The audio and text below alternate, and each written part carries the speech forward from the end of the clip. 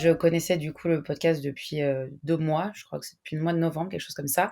Et moi, à l'époque, c'était vraiment trouver un nouveau groupe de femmes, mais qui ne soient pas dans mon entourage proche, ou copines de copines, etc., d'entrepreneuses ou non, mais qui puissent un peu me sortir de mon habitude. C'était vraiment sortir de ma zone de confort. Je pense que j'avais pas pris l'ampleur du développement personnel que ça allait avoir derrière. Plus en mode, j'ai envie de rencontrer des nouvelles femmes, d'entendre parler de leur parcours, de me sortir un peu la tête du guidon de mon propre parcours parce qu'on a un peu tendance à être égocentré quand on voit juste ses problèmes et pas l'arbre qui cache la forêt. Donc c'était un peu avec toutes ces problématiques-là. Et dans ma tête, je pense en background, je pense que j'avais plus un truc en mode les locomotives business que j'ai fait du coup après. Mais ouais, en mode, je pensais à un truc à moitié entrepreneurial, développement personnel et réseautage, quoi. C'était un peu mes problématiques de l'époque. Et travailler sur moi. Et un équilibre vie pro, vie perso. Après, c'était plus sur des points financiers, je dirais vie personnelle, amoureux, etc. De se dire, ok, alors à l'instant T, ma vie, elle est comme ça, mais en fait, dans 3 mois, elle sera complètement différente. Et c'était, en tout cas très personnellement, à l'époque, c'était une période assez dark, assez sombre, où le fait vraiment de me tirer vers le haut et de me dire, ok, je vais faire ça pour entendre d'autres parcours, pour avoir un soutien de femmes que je ne connais pas, que je trouve hyper fort, parce qu'on s'habitue, entre guillemets, malheureusement, au soutien de ses proches. Donc, on prend ça un peu pour acquis, peut-être. Et là, je me suis dit, ok, bon, bah, ça va me redonner un peu la motivation que j'avais en écoutant les podcasts d'inspiration. Ouais, c'était de la motivation, de l'inspiration, etc. C'est vraiment trouver un plus gros équilibre de vie et me sortir de mes croyances limitantes, que ça soit en termes de peut-être de relations amoureuses et financières.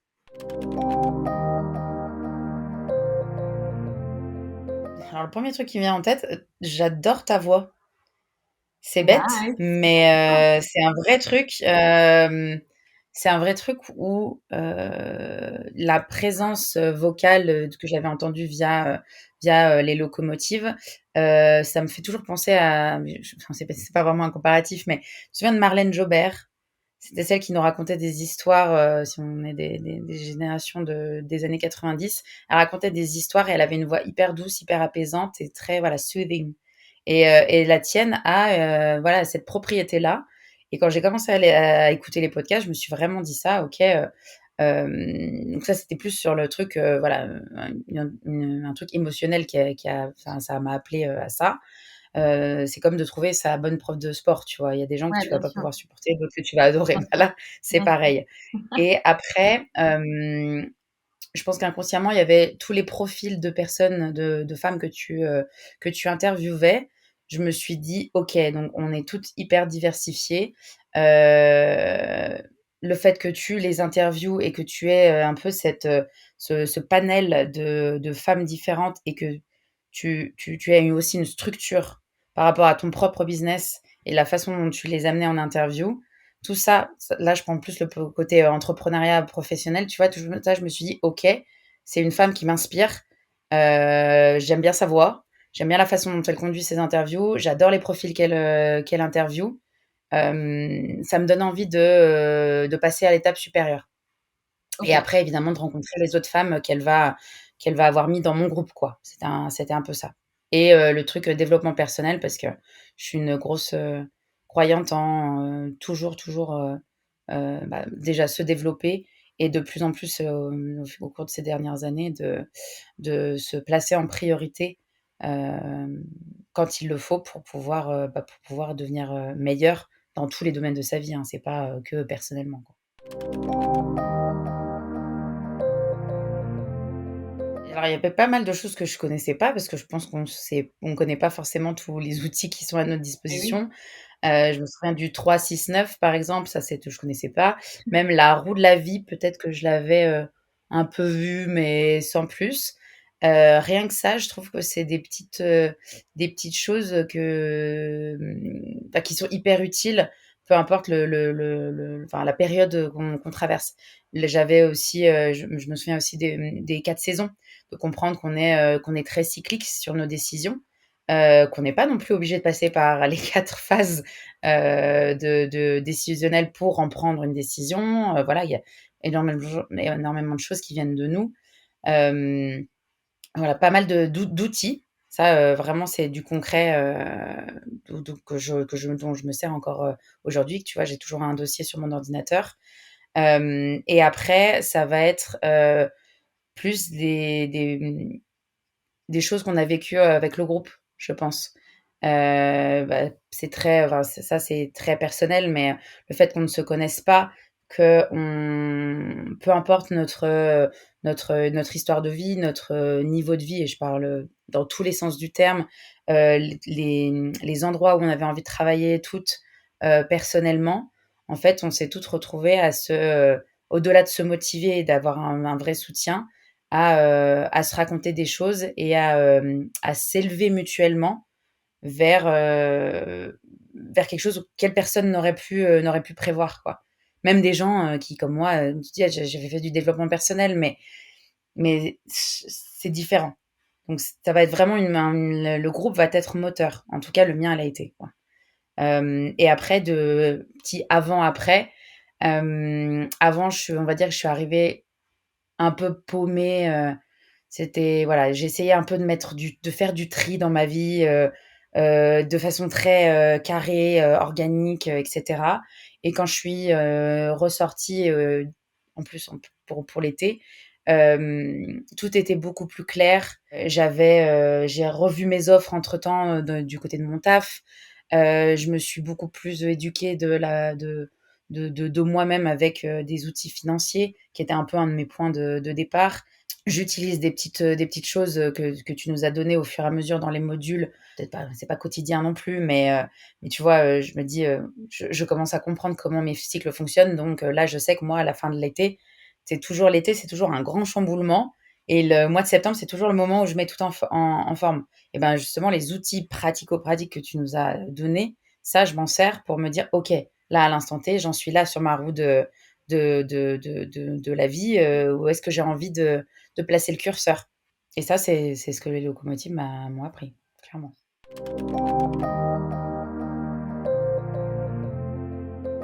Je pense que c'est un mélange un petit peu de tout, où ça va être je les avais en moi les ressources, je savais que je pouvais les donner.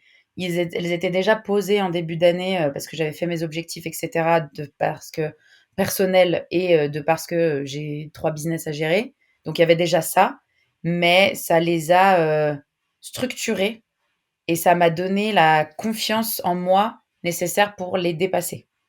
Pour me dire: «OK, le premier point, ça va être ça, le deuxième point, ça va être ça, le troisième point, ça va être ça» et en fait, la liste d'objectifs que tu t'es fixé en le 1er janvier, entre guillemets, elle va être plus ou moins exposée et que si jamais tu n'arrives pas à tout, c'est pas grave, en fait. La vie est longue en ce sens-là et puis tout peut changer, tu pas obligé d'avoir les mêmes objectifs en début d'année qu'en milieu, qu'en fin, tu vois? Un peu plus de flexibilité aussi. Ça a été un vrai, c'est quand même parce que c'est quand même toi, c'est quand même des suites de notre petit point ensemble en juin, quand je suis rentrée des États-Unis, qu'on a eu la deuxième semaine de juin, le 6 juin même précisément, je crois, que, vraiment je me suis dit: «OK, stop dans l'action, j'ai le droit de prendre soin de moi aussi Ah oui, et ça ira vachement mieux» et franchement, je dis pas que ça a été vraiment le point de départ, de beaucoup de choses, notamment sur mon été et sur un gros changement de point de vue et de façon de voir les choses. oui, ça c'est vrai que tu avais besoin d'apprendre à prendre du temps pour toi, Ouais, de revoir tes priorités, on va dire. c'est ça.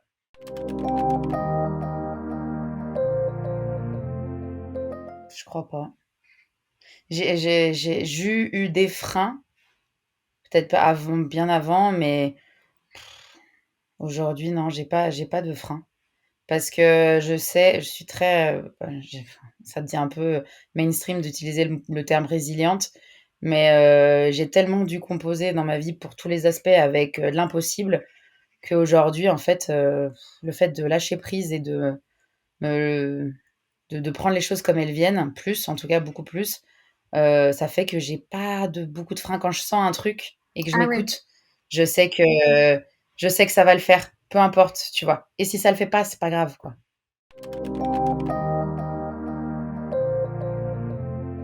Moi, mon truc, ça a toujours été de dépenser de l'argent pour moi, pour me sortir la tête, c'était le voyage. Moi, j'ai toujours beaucoup voyagé là-dessus. Donc le voyage est, a fortiori, quelque chose qui va induire en développement personnel. Quand tu voyages très, très loin, même à Paris, hein, mais c'est pour avoir beaucoup voyagé depuis que je suis très jeune, je pense que ça m'avait déjà, inculqué un peu ce truc-là, de me dire: «OK, tu vois, m'acheter une belle fringue, enfin m'acheter un t-shirt par exemple, parce que ça c'est pas vraiment une belle fringue, c'est, un plaisir, très court.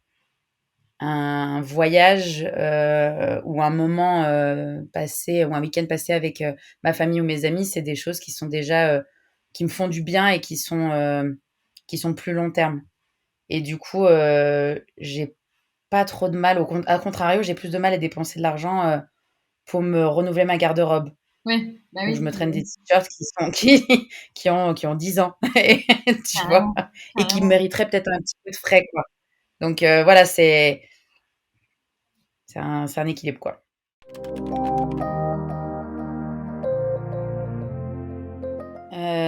Je lui dirais que, les doutes à part elle-même, il y a pas grand monde qui puisse les enlever, donc elle devrait te parler à toi parce que tu es la meilleure personne, possible placément parce que c'est toi qui l'as créé, c'est toi qui le motive et c'est toi, voilà, qui a lancé ce business. Que moi, en étant, quelqu'un en qui elle a confiance, par exemple, si c'est une amie à moi et que c'est quelqu'un, bah, je suis une personne de confiance pour elle, je peux lui rajouter un petit pourcentage en mode, bah, tu vas kiffer, tu vas en avoir pour ton argent. Moi, ça m'a fait ça, ça, ça, ça, ça et je peux lui montrer, la le la fiche des plus et des moins et de l'avant et de l'après, mais qu'après c'est une décision qui est hyper, personnelle où en fait, tant qu'on sait pas, on ne le fera pas, mais sortir de sa zone de confort, ça n'a toujours amené que du bon.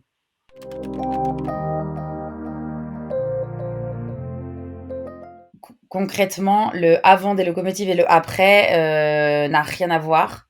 Moi, j'étais prête pour faire, la Locomotive Academy. C'était un choix. Je suis toujours motivée par les gut feelings, ce que je sens dans mon corps, vraiment et après je crois, fortement à la synchronicité, on va dire, des événements. Je t'ai découvert, j'ai écouté le podcast pendant 2 mois, j'étais en train de, balader mon chien au bord, d'un lac en plein mois de janvier, en train de me dire: «Waouh, c'est incroyable comme on peut retourner sa vie». Tu as eu mis juste après la pub sur Instagram comme quoi la Locomotive Academy sortait. J'ai réservé un call en me disant ok, je vais lui parler. La semaine d'après, tu m'as dit bon bah ok, là ça commence au mois de mars. Je me suis dit ok, comment je vais faire pour payer. Mais j'ai envie de le faire. Une semaine plus tard, que je savais comment j'allais payer et je me suis pas retournée. Je suis très dans l'action, je suis très comme Ouais. ça. Une fois que je prends une décision, je ne regrette pas en arrière. Donc c'est très personnel aussi. Par contre, après, la différence n'a rien à voir. On va dire que j'étais une grosse pelote de laine très emmêlée en début d'année. Genre, j'avais tous les éléments, j'avais vraiment tout ce qu'il fallait, vraiment tout. Et que avec le travail, les révélations, la Locomotive Academy, j'ai réussi. Là, je suis en train de faire un très beau pull ce qui tombe bien parce qu'on arrive en hiver, sans mauvais jeu de mots. Mais tu vois, j'ai retrouvé un équilibre, du lâcher prise aussi dans le bon sens du terme, du développement personnel là où je m'y attendais pas. C'est-à-dire qu'on n'est pas obligé d'avoir lu 50 bouquins ou de savoir 60 millions de choses pour se développer personnellement. Ça va dans des toutes petites actions. Le truc des petits pas, ça c'est big up à Roman pour les petits pas. Et tu vois, moi, le plus grand lâcher prise, ça a été sur eh, tu sais quoi, en fait, meuf, lâche-toi du lest, va avoir ton cheval, va faire une balade avec ton chien et tu verras, ça ira mieux. C'était pas sur me mettre au travail. Donc, au final, voilà, enfin, c'est un tout. C'est un tout. Trop bien. Trop bien et surtout, bah, moi ce qui m'a vraiment, marqué et touché personnellement, c'est que tu as souhaité poursuivre l'aventure avec moi. Hein. Non, mais ça, c'est chouette parce qu'en fait, je me rappelle d'une phrase que tu m'as dit. Tu m'as dit, en fait, j'ai vu l'organisation de la Locomotive Academy, que c'était carré, que voilà, que c'était conforme à mes attentes et à ce que tu prenais. Du coup, bah, j'ai envie d'aller plus loin avec toi et de faire la Locomotive Business. Donc, ça, c'est trop cool. Et je pense que c'est vraiment, tu vois, la plus belle reconnaissance et le plus beau remerciement Mmh. que je peux avoir. Quoi, en fait, enfin, pour moi, c'est la plus belle preuve de me dire, ok, bon ben, elle est satisfaite, donc elle a envie de continuer avec nous.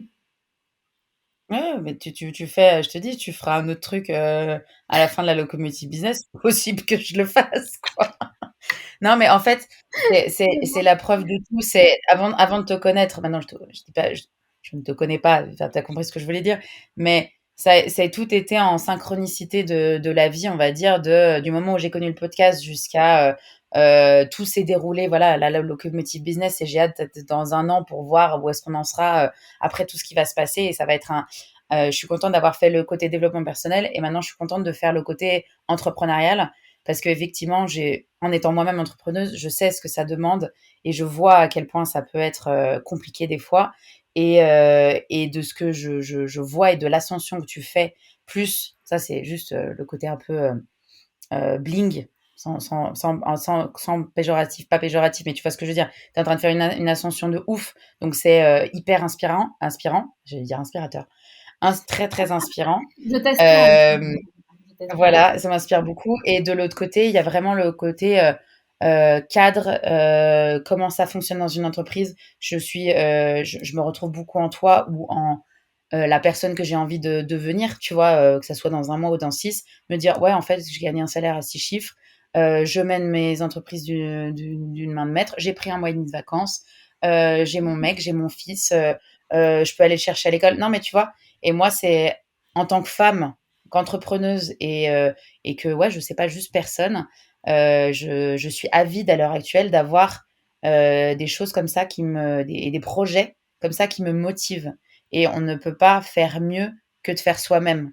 Si j'ai envie d'avoir un business à 6 chiffres, si j'ai envie d'être épanouie dans ma vie, si j'ai envie d'avoir un mec, un enfant, faire des balades quand même avec mon chien, de prendre 6 mois de vacances et d'avoir en même temps d'être millionnaire, personne ne pourra le faire à ma place.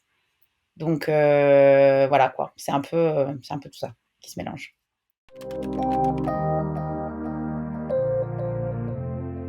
Non, bah bien, merci pour ça.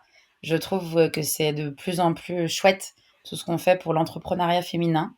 Moi-même, à l'heure actuelle, je suis en train de, après avoir passé 12 ans à bosser qu'avec des mecs, je suis en train de plus en plus switcher sur l'entrepreneuriat féminin ou en tout cas d'avoir envie d'accompagner des femmes dans leur épanouissement et leur business. Moi, je suis plus, mais avec ce qu'elles ont à l'intérieur, donc avec qui elles sont. Donc, il y a forcément une part de développement personnel. Et voilà, les locomotives, ça a été une pierre à l'édifice de la personne que je suis à l'heure actuelle, tu vois. Et une belle pierre. Trop bien. Bah, écoute, merci pour tout ça, Maëlle. Merci pour Je ton t'en prie. temps, merci pour tout, et puis continue de construire ton édifice, n'est-ce pas? Ouais. Rome ne s'est pas faite en un jour, donc voilà, on a le temps. Trop bien. Merci, Maëlle. Merci à toi et on se parle très vite, du coup.